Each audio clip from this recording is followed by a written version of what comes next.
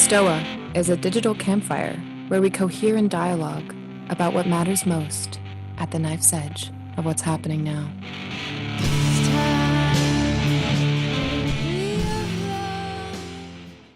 Welcome back, everyone. Long time no see. So look, we are here with Phil Torres. Look, Phil, you gave us a great little intro to what we're going to be discussing today. Again, this is our fourth discussion of the symposium today. For those of you who weren't here last hour, we just had a great discussion with Thomas Moynihan on the history of existential risk and specifically the history of the thought in that environment, the progression of some of the philosophical thought. And so with Phil today, we're going to be, as he just mentioned, sort of moving into modernity from the past 70 years to the present and then forwards. So I'll give you, Phil, a bit of an intro. Prior to that, as always, for all of you who have any questions as we continue with the discussion, please throw them in the chat and I'll tag you in when we come to that time. So Phil is a philosopher and author whose work focuses on existential threats to civilization and humanity. He is published in popular media like Slate, Nautilus, Time, Motherboard, and the Bulletin of the Atomic Scientists, written for the Future of Life Institute, and been a visiting scholar at the Center of the Study of Existential Risk. His last book was an introductory textbook on existential risk titled Morality, Foresight, and Human Flourishing. And his forthcoming book is an intellectual history of our modern scientific notion of human extinction. So I'll give you a little tap in and maybe you can give us a bit of a background in your own sort of intellectual thought space and also a background on sort of how you came to the space of existential risk. How does someone become an expert in existential risk? So Phil, go ahead. Sure. Thanks so much, and thanks for having me. This is really looks like an amazing community of bright, interested people. So I'm very happy to be here. Yeah, I've been working on the general topic for roughly the last 10 years, especially the last 5 years. I think, for me personally, part of the interest, part of the attraction of this particular topic, aside from what I would describe as just the intrinsic interestingness of the topic, the issue of the future of humanity, and various threats to our survival and flourishing in the universe, was having grown up in a quite religious community where there was a strong emphasis on eschatology, or it literally translates as the study of the end times. The eschaton being the end times. And so that I feel like that there's a lot of talk of like the Antichrist and the rapture, and it was associated with a particular interpretation of biblical scripture referred to as dispensationalism. Anytime you hear the term rapture, you can associate it with dispensationalism. It basically was an idea that was invented in the 1800s, 19th century, by a guy named John Nelson Darby, but it sort of wasn't particularly popular until like the 1970s in the US, and now it's become the really dominant view. Actually, this touches on something that was being discussed in the last session with Tom. I mean, the notion of the religious notion of the apocalypse not only was the dominant understanding of the humanity's long-term future, the universe, for most of Western history, but also it's really worth emphasizing that it continues to exert a really significant influence on our futurological worldviews, particularly in the US, but also in other parts of the world. I mean, religion is on the rise globally as it happens. So anyways, yeah, I feel like the religious upbringing sort of planted seeds. And then as I apostatized my religion, the early 2000s, it came across the work of Nick Bostrom in particular, who seemed to offer a philosophically robust, scientifically respectable approach to a topic that really was within the domain of religious, theology and religion until quite recently. So that's sort of my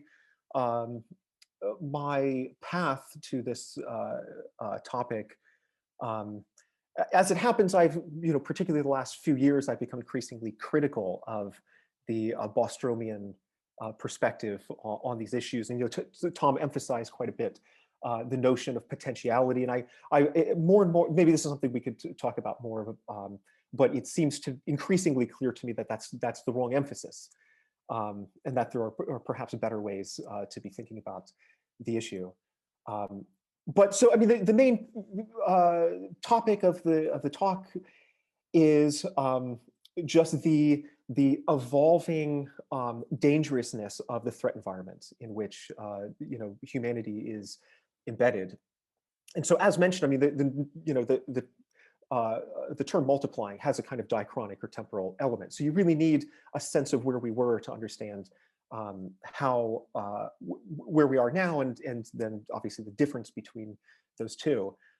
So really, prior to the middle of the 20th century, there were no anthropogenic threats or kill mechanisms, as I like to call them. There were plenty of very interesting, creative, idiosyncratic speculations of how humanity could kill itself. I think among the very first cases of like an accidental technological doomsday scenario came from Jules Verne's 5 Weeks in a Balloon. That was like 1862, I believe, where there's a character who talks about a boiler accidentally blowing up the entire planet. And yeah, there are a few other interesting, cases where people, conjectured ways that we could self-destruct, but there was no like scientifically credible means for that to actually happen. And that changed really in like the 1950s. Not so, it wasn't an immediate thing with the invention of the atomic bomb in 1945, but it was the invention of thermonuclear weapons, which are far, far more powerful. That was 1952. It's the first thermonuclear weapon that was detonated. And up till that point, there was a very effective US government effort to downplay the risks posed by radioactive fallout. But then there was this test, Bikini Atoll, the Marshall Islands, in 1954, called Castle Bravo, and this was a big accident. The bomb ended up being 2.5 times, the explosive yield was 2.5 times greater than what was calculated.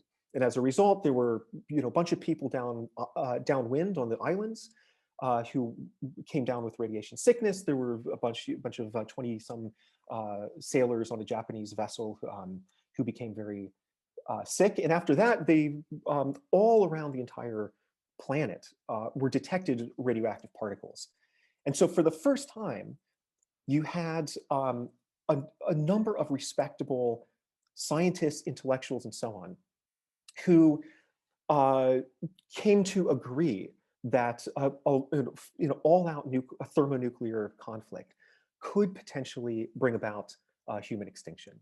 So this was the introduction, really, of the first anthropogenic kill mechanism. And shortly after that, there was the alarm bells were sounded having to do with pollution or environmental impact. Rachel Carson published her very famous, brilliant book in 1962 called The Silent Spring, in which she warned about the contamination of our natural environment with synthetic chemicals, insecticides, and how this could potentially induce genetic mutations that could, in our germline, that could potentially threaten the future of humanity. And so essentially, shortly, in a very short period of time, we went from like basically zero kill mechanisms being widely recognized to there being at least two. And so that sort of continued to be the case up until the late 90s, when there was this sort of pivot towards thinking not just about the existing threats to human survival, but the emerging threats. What are the threats that will haunt humanity in the 21st century? Do they pose a greater risk? Might it be even more challenging to slalom through the obstacle course of dangers of the 21st century than the 20th century? And this is essentially the milieu, the context in which Nick Bostrom introduced the notion of an existential risk, which I think, as Tom gestured at, it's more expansive than human extinction. So it subsumes human extinction, but it goes far beyond that because of that emphasis on the human potential, which Bostrom spells out from a very particular ethical perspective called utilitarianism, and then also a transhumanist view, which according to which we ought to develop these technologies to radically enhance our bodies and brains to become post-humans and so on.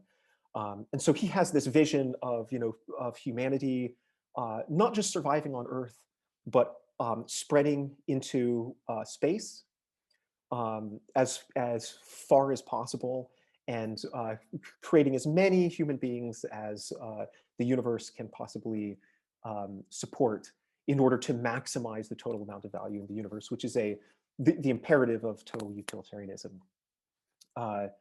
So maybe I'm happy to be interrupted at any point if anybody has any questions. Maybe just to summarize in brief, I mean, the past 7 decades really has seen this just massive increase in terms of the number of plausible existential or human extinction scenarios. It's just it's gone from 0 to then 1, 2, and now there's maybe upwards of 20 different scenarios, from physics disasters to self-replicating nanobots to engineered pandemics as a result of synthetic biology. And there's also been, during this period of time, an increase in our understanding of the natural threats, asteroid impacts and supervolcanic eruptions and so on, which were essentially not recognized at all before the 1990s. So a lot of people are surprised to hear that, but it's really quite recent that the scientific community has come to accept that actually the universe itself poses threats. It's not just us. And so along with this increase in the number of scenarios, there has been an attendant and corresponding increase in the estimated likelihood of human extinction or some kind of existential catastrophe. So, the risk per century of human extinction as a result of asteroid or comet impact or supervolcanic eruption is very small. Supervolcanoes erupt about, on average, once every 50,000 years. And our species over the past 300,000 years has survived at least 2. The Toba catastrophe 75,000 years ago, and then there was a more recent one, I think 30,000 years ago or so. A large asteroid that would be capable of destroying humanity, that's that is much less probable. And then all of a sudden you have people like Nick Bostrom saying there's a 20% chance of human extinction this century. There are many, I'm happy to list, there are many estimates that very much agree with that. In 2016, Stephen Hawking published an op-ed in The Guardian, which he says, he affirms vehemently that we are at the most dangerous moment in human history. So that's sort of where we are now. And I'm happy to discuss maybe where we're likely to go from here. But the situation has deteriorated profoundly, mostly as a result of the development of advanced technologies over the past 7 decades or so. I hope that's a decent introduction.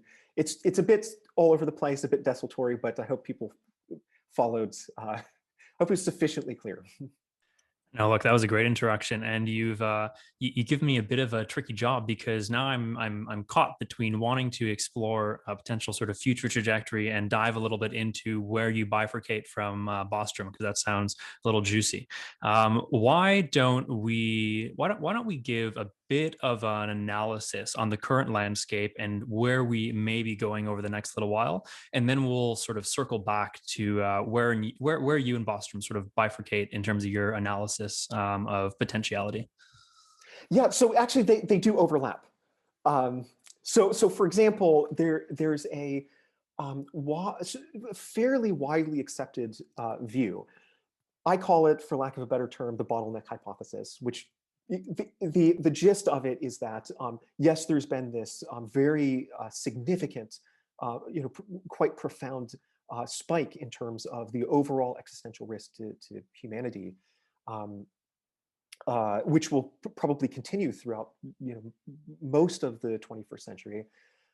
But if only we are able to colonize space, then the probability is going to drop significantly. And the argument it draws directly from evolutionary biology, um, where the geographical spread is correlated with a lower probability of species extinction, which sort of makes sense. If you have if you have tokens of the species on the Asian continent and North America and so on, then a single volcanic eruption or something is not going to kill off the entire species. So then, by analogy, by analogical reasoning, if we increase our cosmographic spread, then the probability of extinction or one particular catastrophe destroying humanity is going to decline. I mentioned Stephen Hawking, and he holds this view. Elon Musk has claimed that colonizing Mars is one of the main impetuses of that is humanitarian,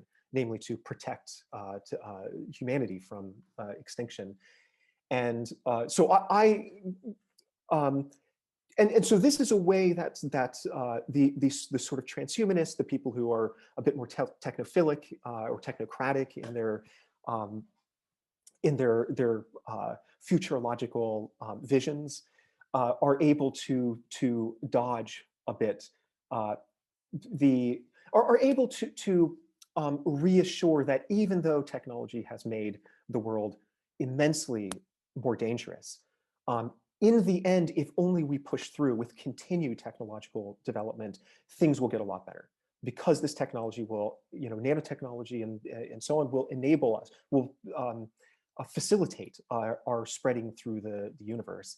And as soon as we do that, everything's going to get much better. And there is this kind of utopian future that we have to look forward to.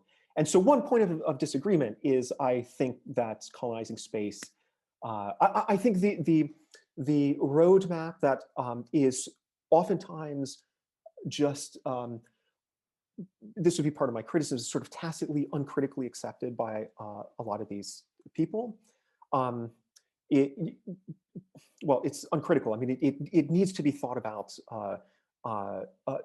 more carefully, because I think that once we have colonies on Mars, and once we even spread beyond the solar system, the probability of conflict is not going to, the possibility of very catastrophic conflict is not going to go away.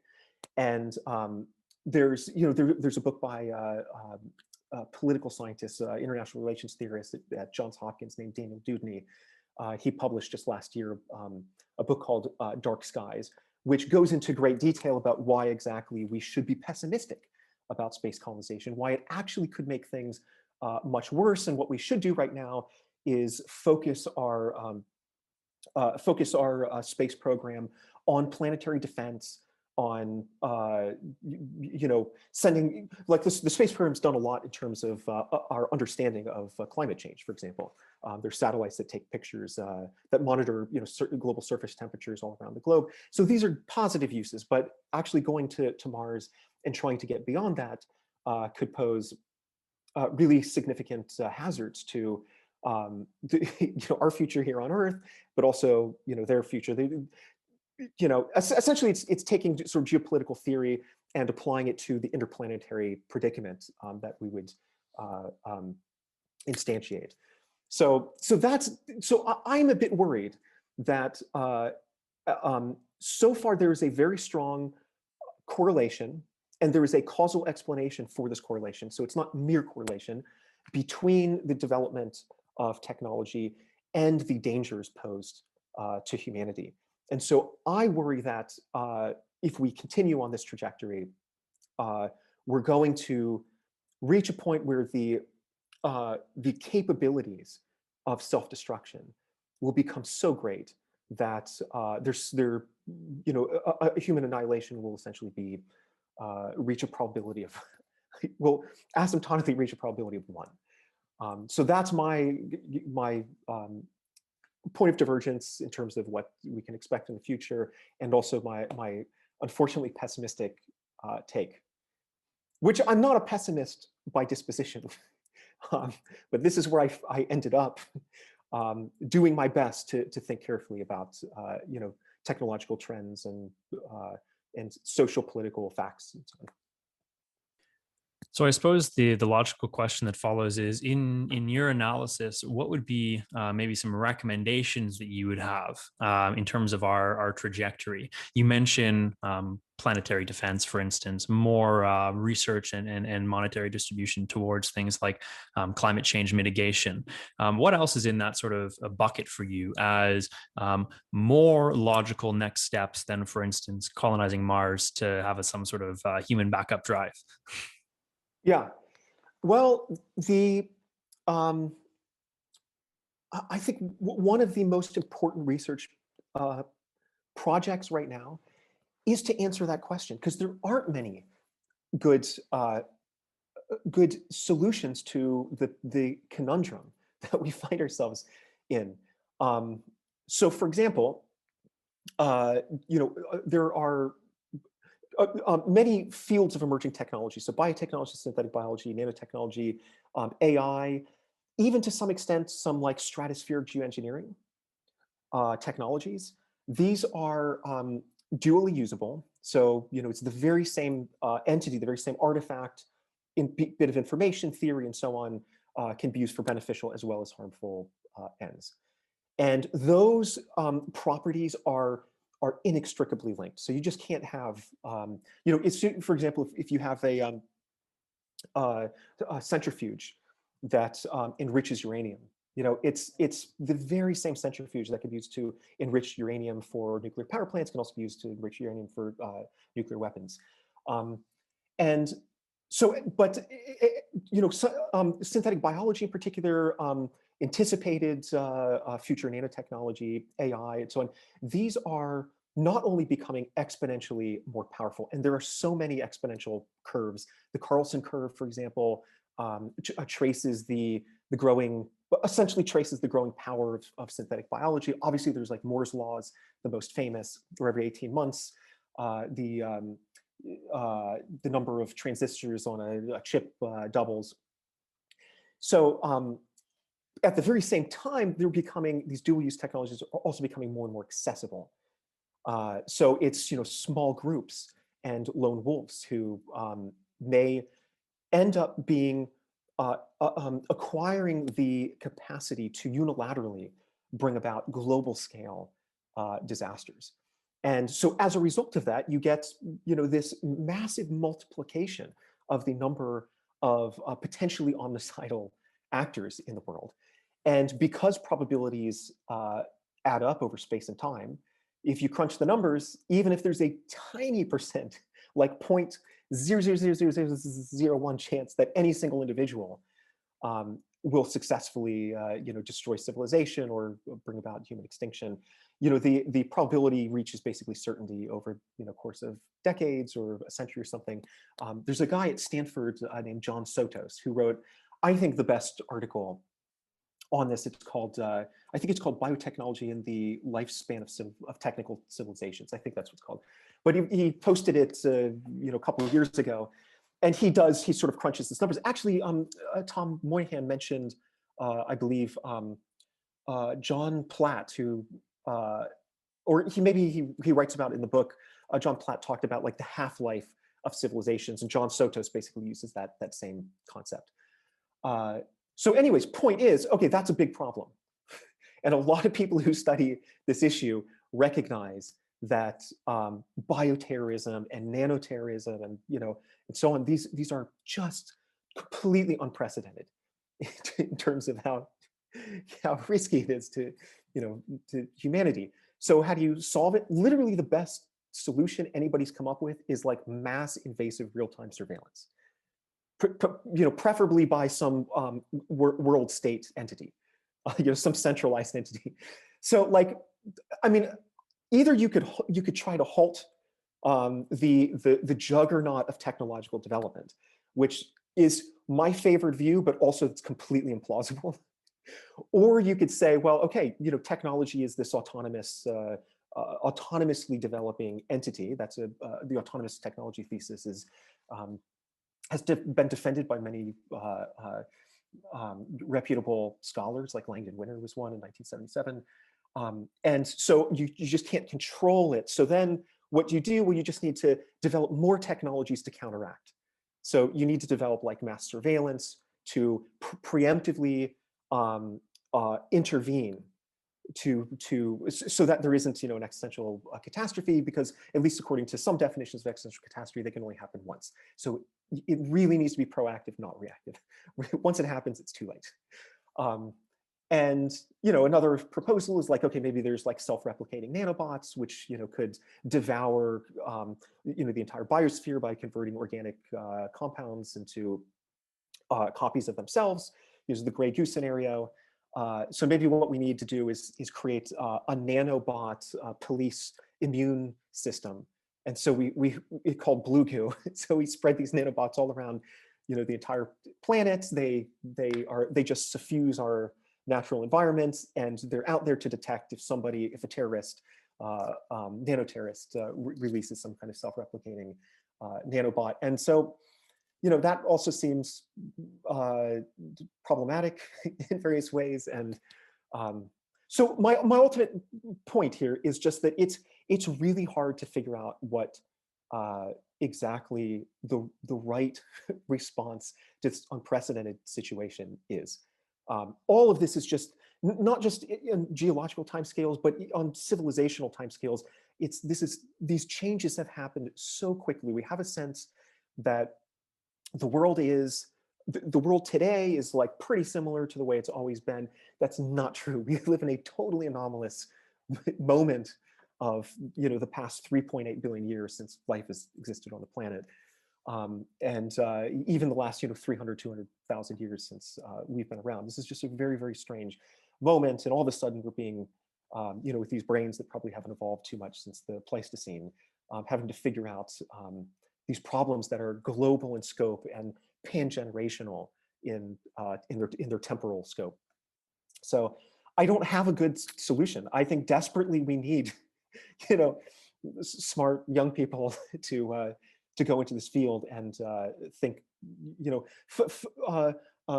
root out the solutions that I'm too dull at this point to find myself. So I vibe with the humility. That was well. Look, thank you for that. One of the things that I've heard proposed from a few people, and I'm going to tag Reed in to sort of expand upon this, is some sort of like mass social engineering to try and make people good. So, Reed, if I can tag you in, maybe to maybe expand upon that a little bit. Go ahead. Sure, thanks. Someone was mentioning in the chat that they were finding it difficult to be in their body during this, so I'm just noticing that there's a lot of excitement and fear in these kinds of dialogues in my body. Anyways, this reminded me a lot of a point that Daniel Schmachtenberger's brought up a lot, which his position is cultural enlightenment or bust. And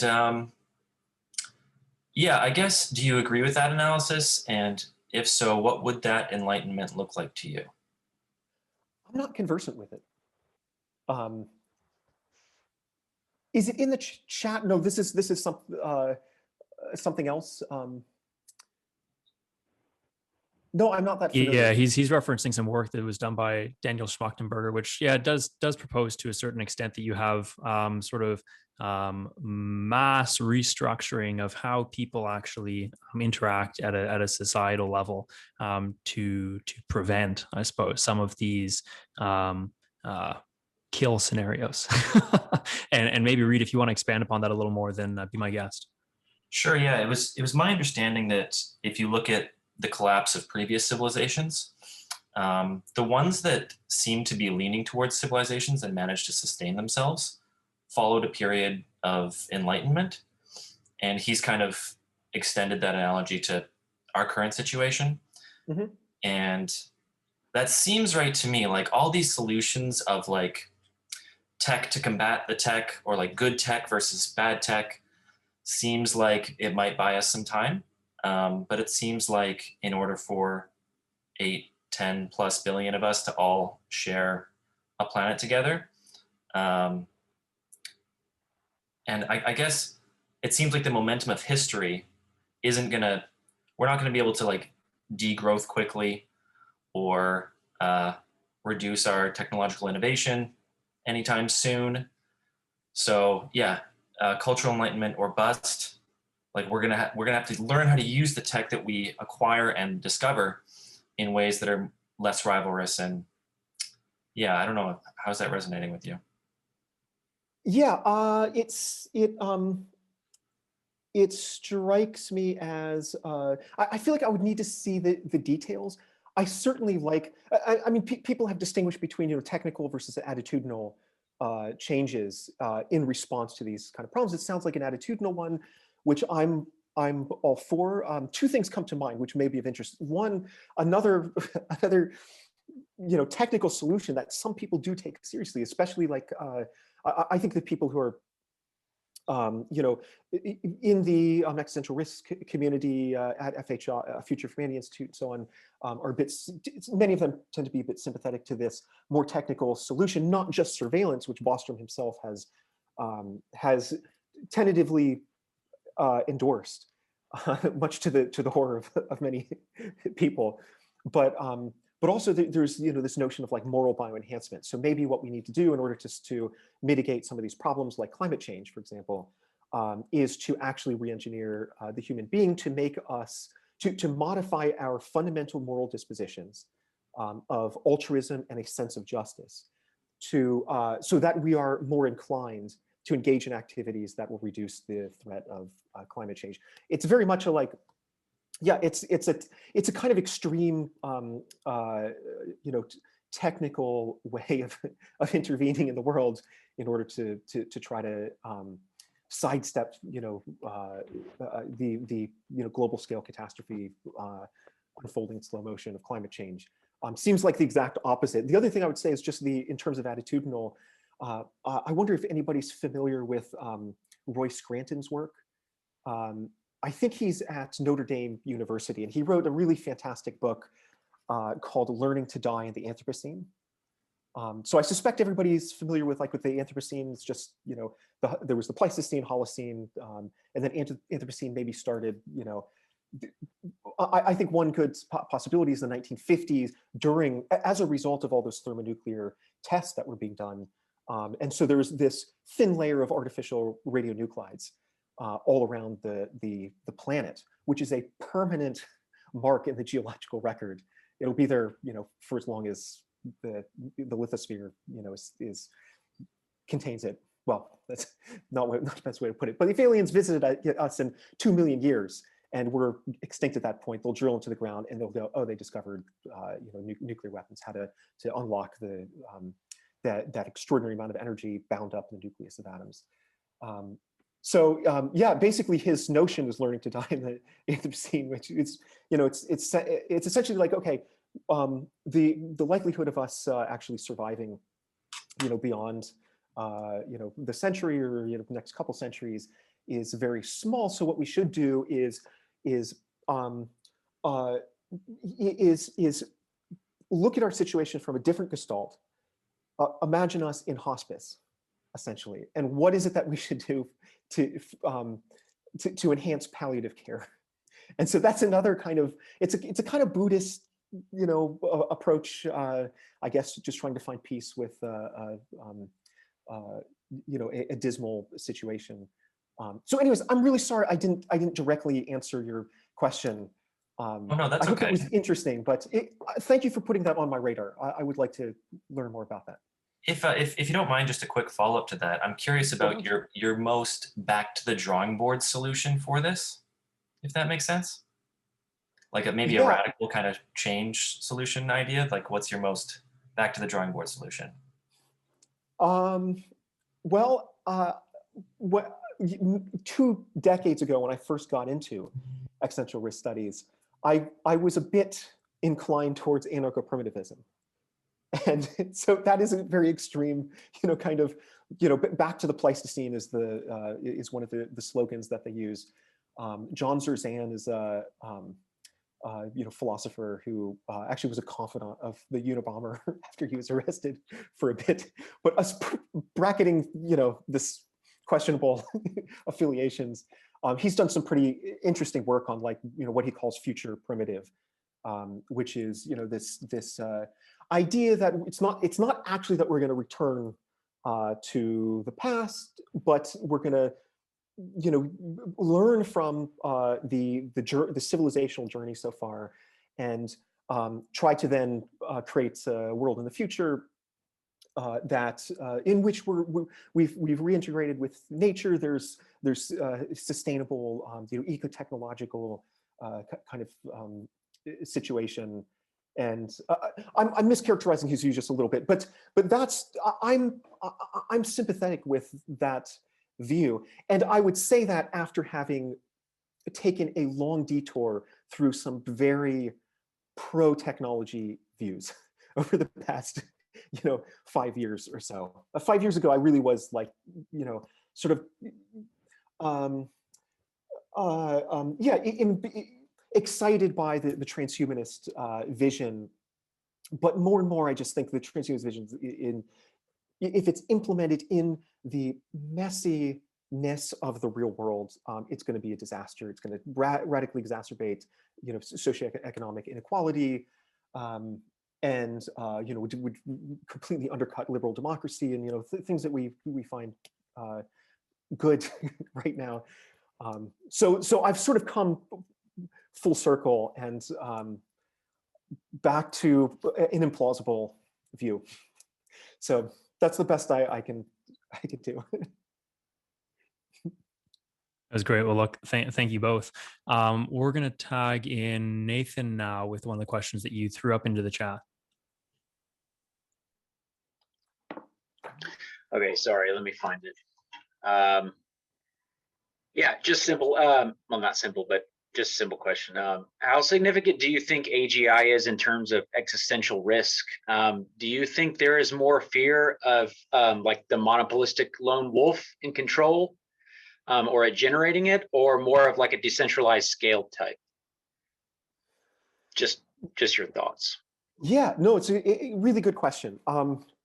Really interesting question. I feel like, sometimes people ask me to list the biggest extinction scenarios in terms of most probable to least probable, and I feel I feel like to answer your question, it's worth just distinguishing between the direct threats to our survival.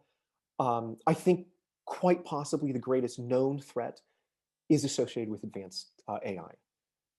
I find the arguments that Bostrom, drawing very heavily from Eliezer Yudkowsky and Steve Omohundro and various others in his 2014 book Superintelligence, but he puts it together in a very nice way.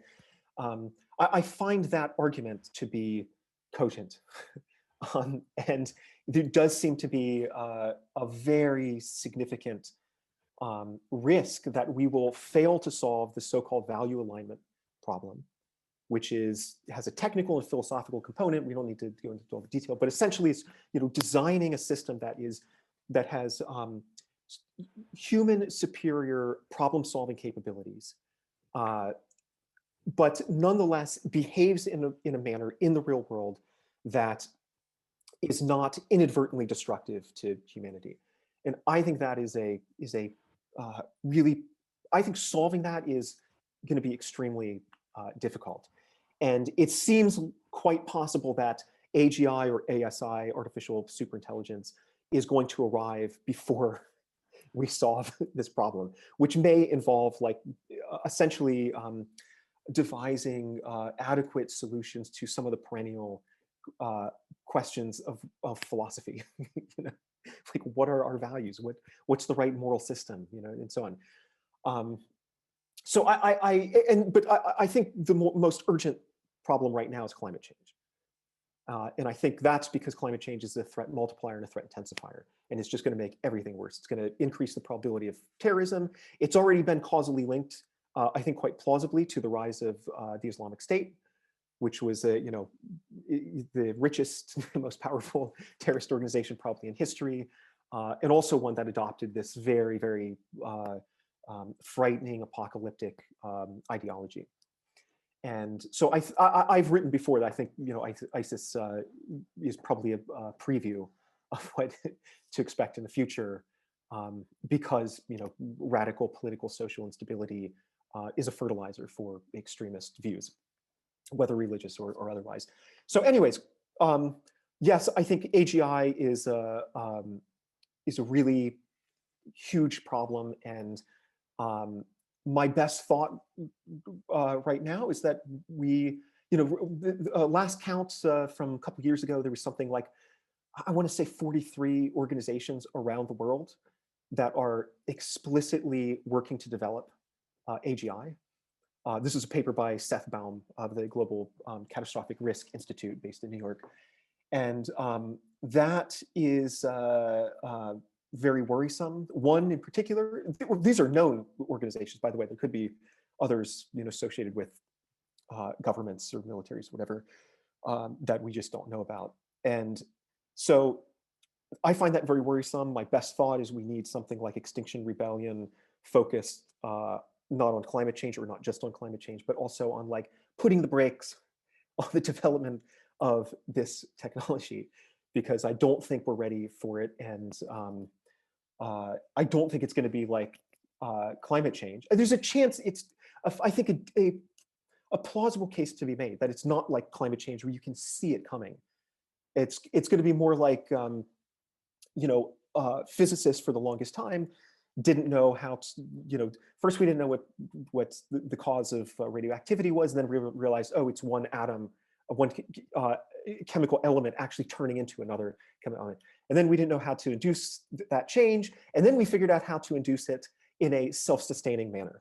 And then you get the nuclear bomb. And so all of a sudden, like physics just kind of didn't, and then you have like this sudden explosion of immense, you know, destructive capability. And I feel like it's a bit of a rough analogy, but I feel like, you know, AI threatens the same kind of trajectory where things are kind of like look normal, and then all of a sudden you have, you know, recursively self-improving AI system that's just, you know, orders of magnitude more intelligent than us, and at that point it's just impossible to control. I hope that kind of answered your question. Did that? Okay, I danced around a bit. Sorry. Any follow-up? That was, oh no, I don't think so. I definitely think I agree with your point, and I think in terms of like the scalability that we're seeing, or that rapid increase, I think we're seeing that with GPT-3 right now, in terms of like even before comparing to GPT-2 and stuff like that. So yeah, thanks for the answer. Yeah, thanks for the question. So it sounds like a lot of these fixes, quote unquote, that you may need at a societal level are going to be sort of large scale phase shifts. So I'm going to tag Stephen in maybe to ask his question he asked a little earlier on in the chat, to riff off of that.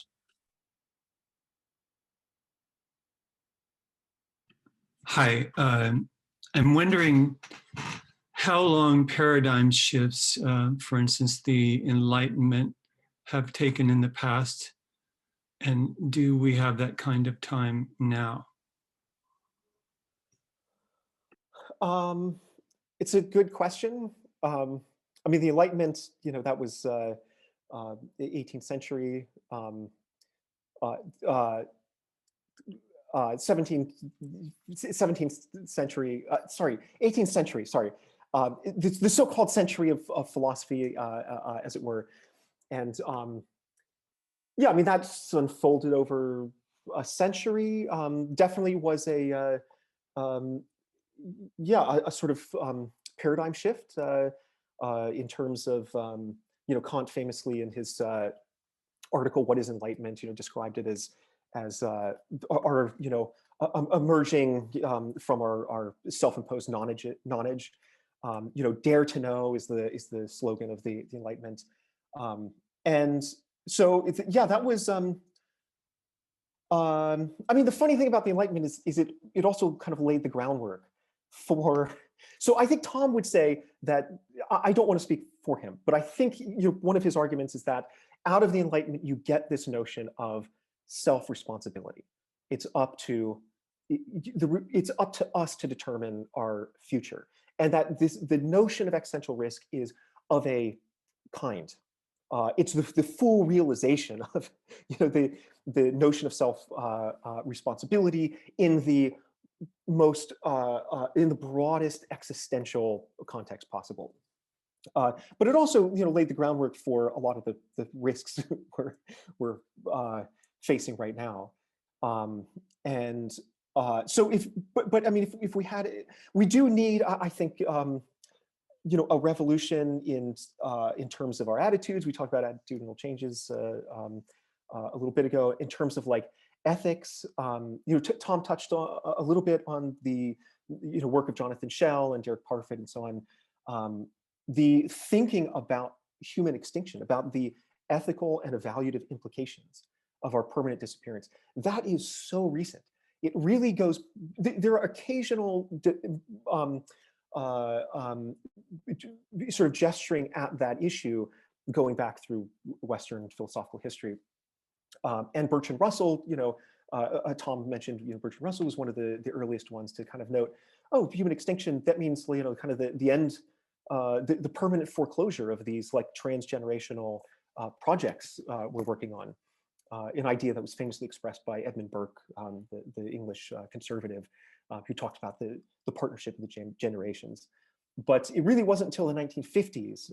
There's a obscure German philosopher named Gunther Anders, who offered kind of the first systematic account of like thinking about the basically arguing that what we need is a new kind of ethical framework.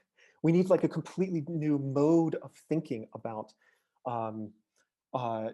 thinking about the world to adequately assess the normative implications of human extinction, because human extinction is not just an act within the moral theater, it's the demolition of the moral theater itself.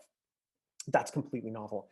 Anyways, sorry I'm being long-winded, but I do think we're still awaiting a kind of revolution in our thinking about the ethics, thinking about our nature with our relationship with nature, the natural world, the desirability of unfettered, open-ended technological development, the desirability of space colonization. Ultimately, what is the point of life? Somebody like Nick Bostrom would say the ultimate point is to spread throughout our entire future light cone, the part of space that's theoretically accessible to us, and just fill it to the brim with value, which you could interpret as like pleasure or well-being or something like that. Just fill it to the brim. That's what matters. Other people might say, no, it's somebody who's more sympathetic with anarcho primitivism might say it's really about kind of happiness. It's about self-actualization of our human essence, whatever that is exactly. So answering those questions would go a long way to orienting ourselves in this vertiginous, unprecedented moment of extreme heightened risk, with all sorts of novel dangers associated with emerging technologies that are lingering there on the threat horizon. Any follow-up there? No, thanks. That's great. Phil, do you have a hard stop at the top of the hour? I don't know. No? Okay, maybe we'll go a couple minutes over. One question that I have is, you mentioned that there are these sort of amplification effects that certain risks can have on the rest of the risk landscape. Climate change being one of them. And I wonder, one of the topics that we've been really sort of flushing out throughout the entirety of today is what's been dubbed sort of the meta modern crisis, that seems to bring in sort of a crisis of sense making and the economy, a crisis of ideologies and the ideological battleground that exists in the world today, a crisis of education and the philosophy of education, sort of world system dynamics, and then a crisis of obviously like the design of our society. Is our society self-terminating? I'm wondering if any of those topics, any of those buckets sort of stick out in your mind as being very, very amplificatory. Is that a word? Amplifying, I suppose. Do any of those stick out as having a overreaching amplifying effect on the landscape of existential risk? Or are there other areas, other buckets, other domains that you can think of that really, really stick out to you as something that needs to be addressed if we are to lengthen the time frame between now and when we seriously have to take very, very drastic action? Yeah. Just to answer somebody's question, I've just noticed AGI is artificial general intelligence. Perfectly great question. Sorry for just it's the curse of knowledge. Whenever you get familiar with the field, you just start using acronyms and stuff, expecting everybody in the world to know. So yeah, what comes to mind immediately is one is a phenomenon that I've been talking about for a long. I've been really trying to get other people to take seriously for quite some time, with very little success. And it's this sort of epistemic crisis, which I think underlies our sort of a lot of the global existential level kind of problems we're facing. Namely, that the capacity for a single individual to know the number of facts, the memory capacity of the human mind, for example, other information processing features of the computer behind our eyes, has remained pretty much constant over time. Meanwhile, collective human knowledge has, since the scientific revolution, has just massively, exponentially increased. And so if you were to measure individual ignorance as the differential between collective human knowledge and what any one individual can possibly know, given finite resources like time or memory, information processing speed, and so on, then individual human ignorance has increased exponentially. And so, like many people have over the past century have observed, like, 200 years ago, one person could really master like one or two entire domains. They could know all of physics and all of biology. These days, you really can master a subfield of biology, focused on the FOXP2 gene. That's my whole career, focuses on this particular gene, and its relation to language or whatever. And so that sort of you basically have a bunch of people who are then smart people because of this depth breadth trade-off, who are contributing to the forward motion of the train of civilization.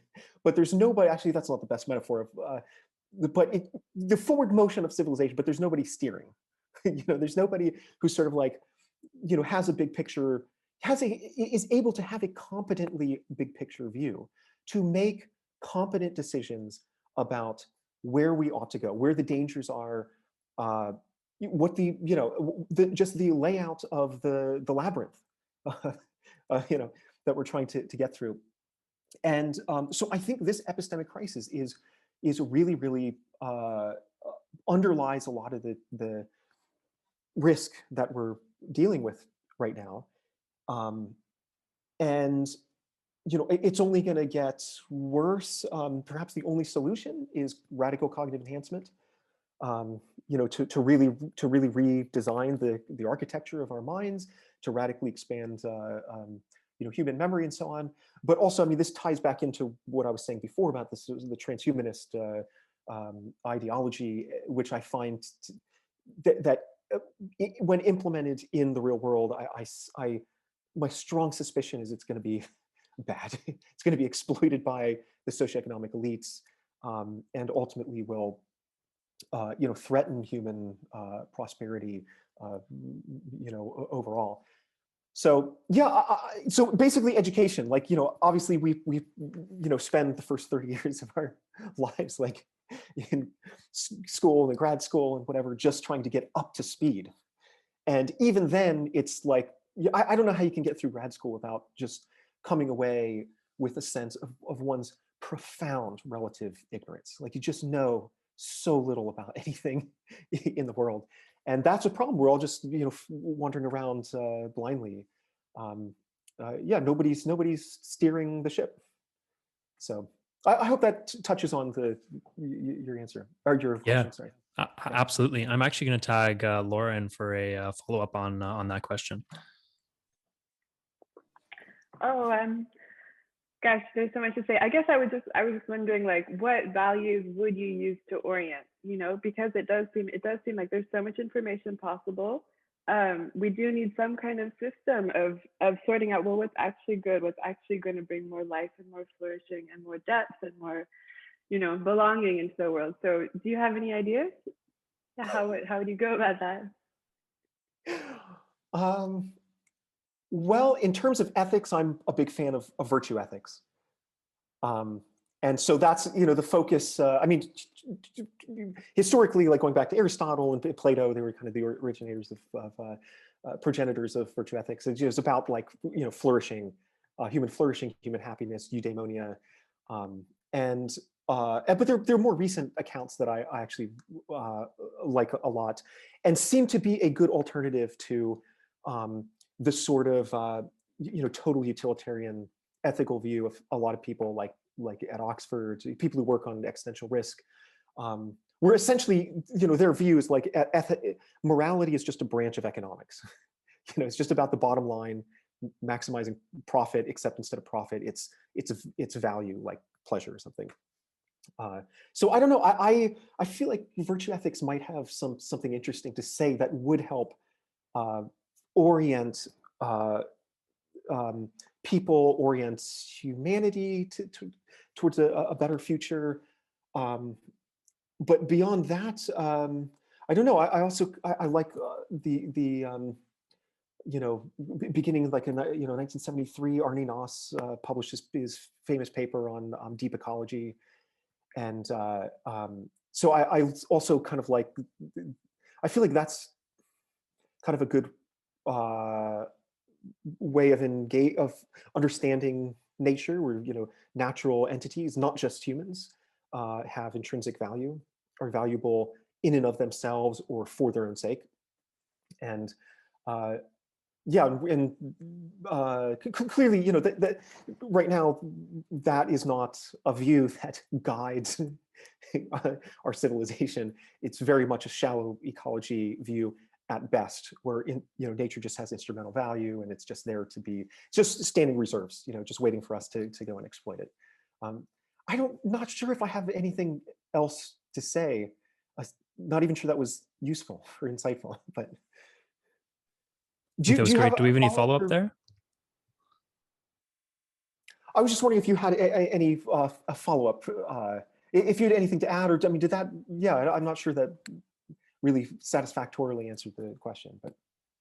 Yeah, it seems to me like this is the creative moment of this period, right? Is that I keep all today ends for a while before I keep wondering, like, are we truly at a new point in history, right? I think Moynihan was saying, right, the ancient view is this kind of cyclical thing, and I know people who believe that, like, oh, everything will balance out. There's a lot of hysteria, but I also know a lot of people who are hysterical, and like seem rightly so, right? Where it seems like, yeah, no, this is a different moment, and human beings are nearing something. I think Wagner said something like this: the possibility of even what a human being is kind of altering, especially if we start adding I don't know, I don't even understand these microchip implants or something, you know, like that I hear people in Silicon Valley are actually legitimately talking about, you know, to be able to enhance cognition. So yeah, I guess for me, the only thing that I've settled on is philosophy. It's like we just need people who love wisdom, you know, who want to ask like, what is good? And is there a sense of goodness that isn't just utilitarian, that isn't just hedonistic, but has some kind of sacredness to it? And if we can clarify that and we can get people talking together, because it's not going to be an authority figure saying this is what's good and sacred. It's going to somehow have to arise from the collective. But, you know, like how many people want to have conversations about what's good? I guess that's the question. How do you get them in? Yeah, I think it's interesting you mentioned like the you know, wisdom. I mean, that is a theme.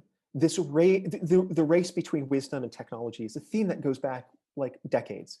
You know, Winston Churchill mentioned it at one point, like back in, I think the 20s, I think 1926, he wrote an article on, you know, whether or not humanity is going to commit suicide, and talked about it. It's a race between wisdom and technology. Yeah,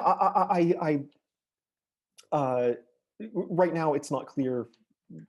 It seems like technology is winning like quite a bit. There's a massive lag. Yeah. And yeah, in the meantime, like you said, the people in Silicon Valley, I mean, are, you know, Musk has got his Neuralink, you know, with the neural lace. That's, you know, and we've already created like brain-computer interfaces that are like really effective. Like, you know, monkeys are able to control robotic arms and feed themselves, or whatever. So it's really right around the corner, and we just don't have, I feel like, a good, value informed framework for understanding the implications. That was great, both of you. I think we're going to have one more question from Peter. Yeah, just to take on what you just said, Phil, I think Daniel Schmachtenberger, who was mentioned earlier, he said that if we have the power of gods, we have to have the wisdom of gods as well, or, you know, we're going to fuck ourselves over. So kind of like, it seems like the theme is values and sort of wisdom and meaning is coming to mind.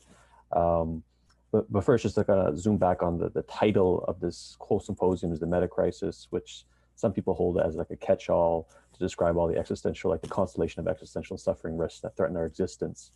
And a colleague of mine and a friend of the Stoa, John Vervaeke, he talks a lot about the meaning crisis, and he says the way to address the meta crisis is to awaken from the meaning crisis that we're in right now. And I really like Mark Fisher's terms of like reflective impotence, in the sense that we know we're fucked, or a lot of people know we're fucked, but we don't know what to do about it, and we just become atomized and just escape into distraction and all that type of stuff. It's not really inspiring, like, you know, listening to these type of things. So my question is, you know, twofold. That's a personal one as well to you. It's like, how do you think awareness of the meta crisis or these existential risks could engender meaning in our lives, and how has it done that for you in your work and in engaging in this material? I think that contemplating these scenarios and then, you know, doing my best to publish research that's, you know, in some way kind of useful or, you know, contributes to our general understanding of the existential situation, where to go from here, what human extinction would actually mean if it were to happen, gives a kind of sense of empowerment. So despite the fact that it's a, you know, perhaps the most colossally dark topic, perhaps it's the you know, it's the heaviest topic, because of course, you know, everything we value and so on is predicated on our existence. Despite that fact, the sense of like, well, you know, hopefully I'm contributing to, I'm pushing us, you know, a tiny fraction of an inch closer to the solution, which is 100 miles away. And that's nonetheless kind of, it's a bit empowering. I mean, I feel like there are climatologists who would say the same thing. I mean, the climatology is sort of, that could be placed within the general perimeter of kind of existential risk studies that's focused not on the philosophical issues of the ethical evaluative implications, but on the empirical scientific question of what are the kill mechanisms that could destroy us. And a lot of climatologists there's a psychologist rather, who coined the term pre-traumatic stress syndrome to describe what a lot of climatologists experience, because it's really horrible, like knowing in detail what is going to happen, just how bad things are going to get. But nonetheless, I think the climatologists I've talked to would aver that there's something that kind of like knowing that they're trying their best to work towards a solution helps them to sleep decently at night. And I do hope that, I mean, there has been a fair amount of talk, again, not to sound like a broken record, but going back, many decades, where people have talked about, they've said, okay, look, some worldwide catastrophe is inevitable. Another pandemic is going to break out, and it's, the propagation throughout human populations is going to be facilitated by, intercontinental travel and so on and so on. A supervolcano is going to erupt at some point. Yellowstone National Park, that's going to erupt. It's just a matter of time. And so, given that fact, what can we do to leverage these disasters to actually make us safer in the future? For example, by using it as an opportunity to increase public visibility of these kind of issues and so on. So I hope that, like with the COVID outbreak, I want the main lesson to be not that another pandemic could happen. That's part of the lesson, but the real lesson is that this was a so-called gray rhino. Like there's black swans, there's the whole funny little like zoo of these terms. But gray rhino is, a disaster that is going to be have really high impact, and the probability is extremely high. But it's something that we collectively ignore. The pandemic was exactly that. There are articles every year, going back years and years, on CNN, for example, where they interview epidemiologists who are saying, we gotta be ready. We're not ready. The next one is going to come out of nowhere. It's not going to be what we expect. For example, we expected like pandemic flu. This was a coronavirus, like the common cold is a coronavirus, but this one is, has this little spike protein. So I hope that people come away with this lesson that, we just, there are high impact events that are going to happen. At the very least, we should be aware that there are high impact events that are going to happen, and many of them are avoidable if we just put in allocate the necessary resources to prepare ourselves.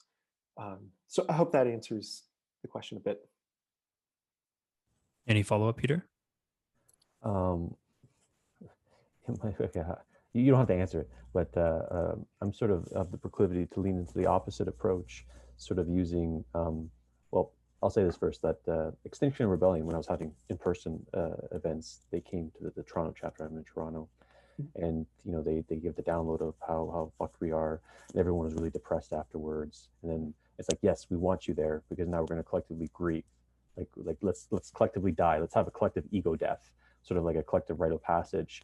Lean into the grieving, and then we can move forward. And so instead of like just rushing into solution mode right away, like actually processing the fact that we could be fucked. So I'm curious how you think of that. Like, we don't have any rites of passage anymore, and that traditionally that is like dying before you die. So I'm curious if you have any thoughts on that, how this could be repurposed for that. It most definitely connects with the Roy Scranton book that was mentioned, Learning to Die in the Anthropocene. Although I think Scranton's view is that we just accept that it's a case of terminal cancer, as opposed to like, okay, we need to go through this grieving process, and then once we've purged ourselves of the emotional weight and profundity of the situation, then we can actually move forward. And my sense is that there is, you know, an incomplete body of literature on the psychological aspect of this. You know, how is it that you know, in the past, you know, Tom was mentioning something I've written a lot about. You know, on the other side of the apocalypse is utopia. It's paradise. So, and also, I mean, there are plenty of eschatologies, religious eschatologies, where there wasn't you know, huge catastrophe at the end of the world. But those that, you know, did identify that, you know, even the Hindu Buddhist cyclical eschatologies, you know, things get bad and then there's rebirth. With Christianity, you know, it's paradise, it's heaven on earth, the so-called world to come. And with, you know, human extinction, it's not that, it's just nothingness. And so it's a new idea to grasp, and I'm not really sure what the best approach is. I appreciate the Extinction Rebellion thought process there, that you need to go through that. There was a paper, a survey by, you know, survey by some Australian researchers published in 2015.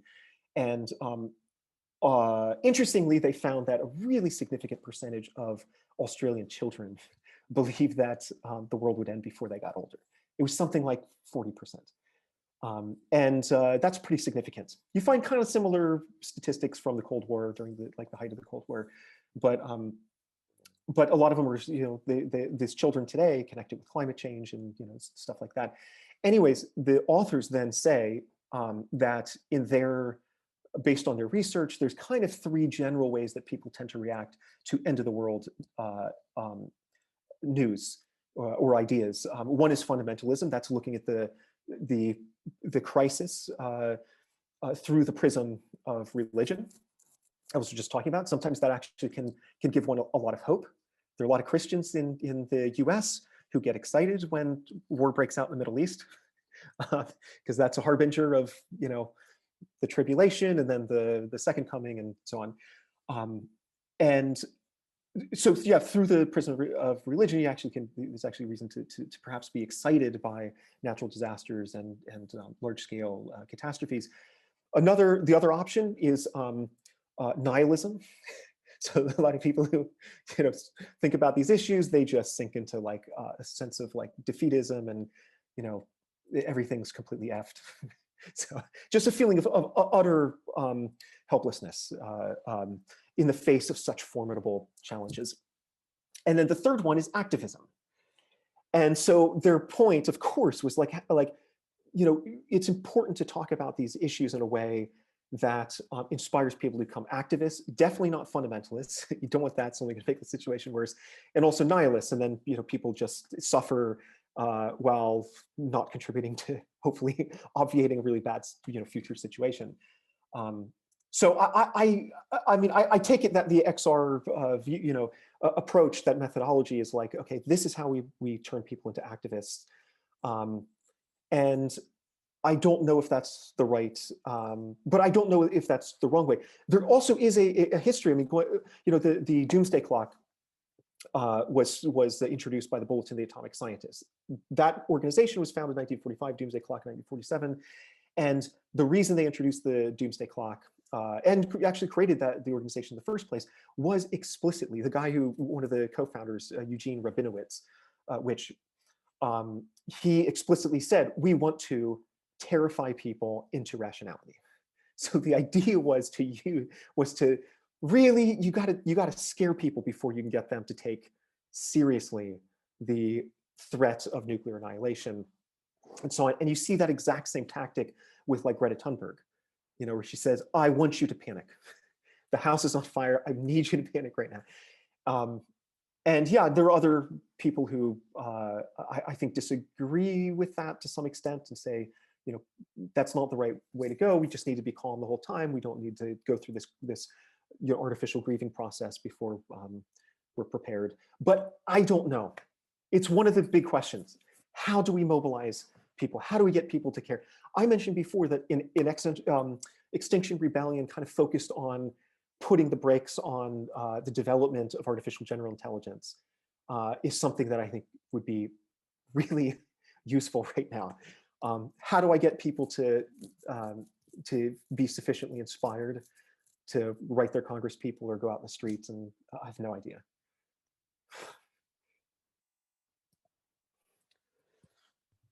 Well, look, that was awesome, I have to say. Phil, thank you so much for coming today. You have a great mind, but also just a great energy, which I was picking up on. I'm sure a lot of others were here. So thank you so much. I'm going to close this out for today. And Peter's going to introduce our next session that we have at 6 p.m. But again, Phil, look, thanks so much. We all appreciate it. And I'm sure people will be following you. If you have a Twitter, then feel free to plug.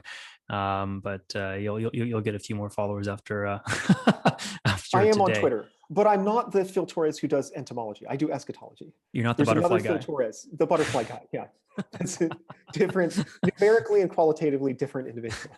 So. That's hilarious. Well, look, thank you so much. Again, much appreciated. And Peter, take it away.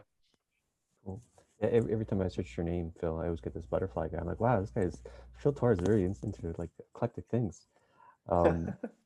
So yeah, we got the 2 sessions more of the symposium. One is at 6 p.m. Eastern time. Eric Klein from the Lifeboat Foundation is going to talk about the doomsday curve. And the doomsday curve is something that Phil was talking about this earlier, gesturing towards it, something that documents that the percentage of humanity it takes to kill all of humanity is decreasing over time. And soon will be a small group of people, even a single person, that could threaten the survival of humanity. And so more fun topics. And then John Zerzan was mentioned. He was actually at the Stoa a while ago, John Zerzan. One of his colleagues that they had a falling out there, Jensen, is coming to the Stoa. It's actually a book launch of Bright Green Lies, I think that's the book's called, exposes the hypocrisy and the bankruptcy of the leading environmental groups and their most prominent cheerleaders. So juicy topics all around. You can RSVP at thestoa.ca. So Evan, Phil, everyone, thank you for coming up today.